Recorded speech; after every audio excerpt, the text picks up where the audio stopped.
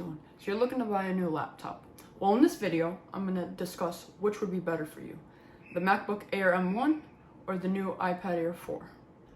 With the iPad Air 4 and the iPad Pros, you can buy the Magic Keyboard, which basically turns the new iPads into a laptop. But the problem about that is it adds up to a lot of money. Starting off with just the Magic Keyboard, you're going to $300. Then the iPad Air 4, which is $600. So now you're at $900. Include the Apple Pencil with that, and you're at $1,000, which equals to the same price as the MacBook Air M1. With the MacBook Air M1, you're getting way more performance for the same exact price. Now, the iPad laptop experience isn't as perfect as it sounds. You still can't have multiple tabs open like a normal browser. Well, yes, with Safari you can have multiple tabs open like a normal browser. It doesn't function like a normal internet browser on a computer. I also factored in homework.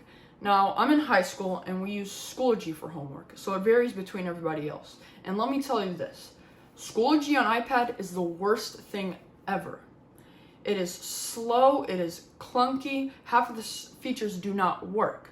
Now, there's a little way to get around this, and I download the Chrome app, and basically that solves half of the problems, but half of the stuff still don't load in.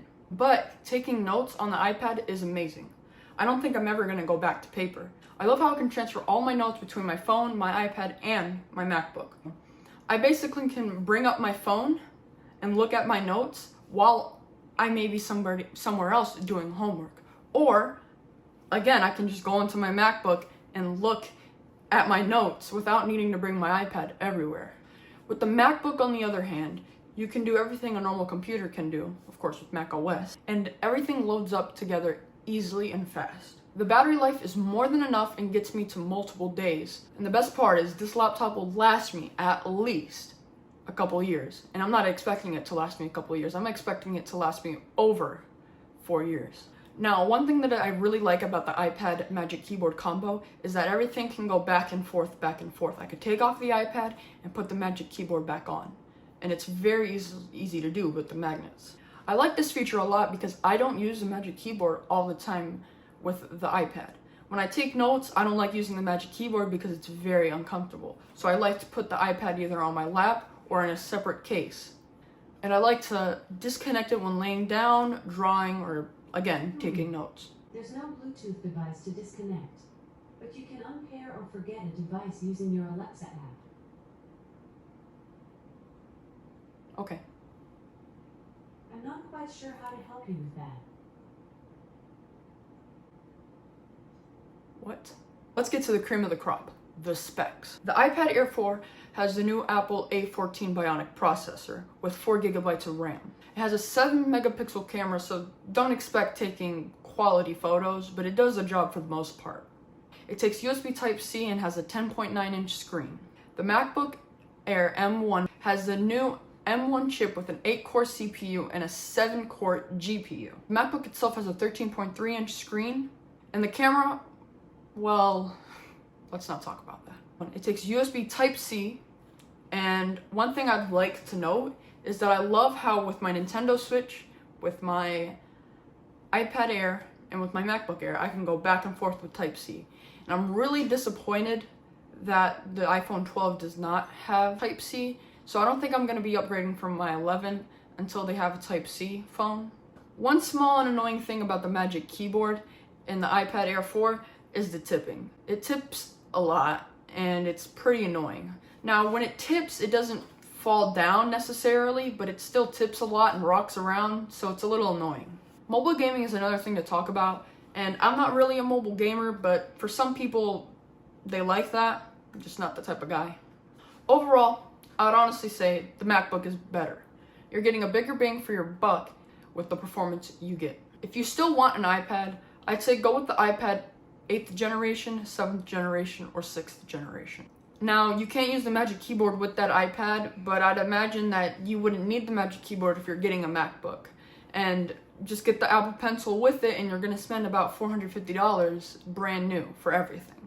Don't get me wrong, the iPad Air 4 with the Magic Keyboard isn't horrible, and it all depends on your preferences.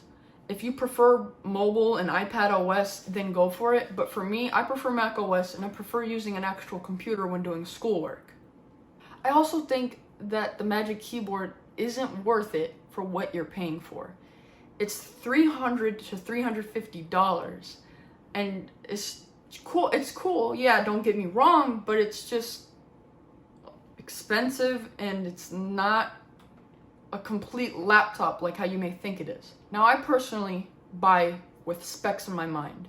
I get whatever has highest specs. I like to get the biggest bang for my buck, and I try getting everything I can on sale. As a matter of fact, I got this MacBook for $900 because it was $100 off.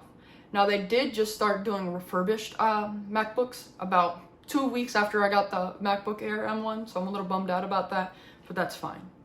If you're comparing this to older MacBooks, then that's also a big brainer because I really don't know what you should get because the Intel processor isn't always good depending on what MacBook you get. But normally the Intel processor should be better than the iPad.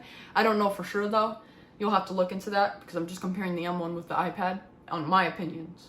And one final thing to note is that you can get the iPad Pro 2018 refurbished as the same price as the iPad Air 4 for $600.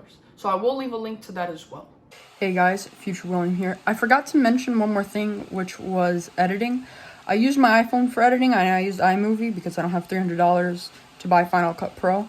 But I just edited this video with the MacBook Air, and I'm still learning things with it, but it is much easier than it is with my phone.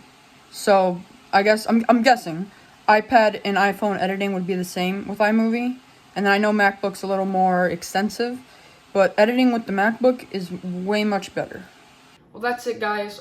Like I said, overall, I think the MacBook would be better for you, but if you prefer the iPad, then go for the iPad. And I'm sorry, guys, for the late uploads. I've been extremely busy, and I hope to be doing at least weekly videos, and I will be uploading again on either this week's Saturday. Anyways, see you guys, and I hope you enjoyed the video. Bye.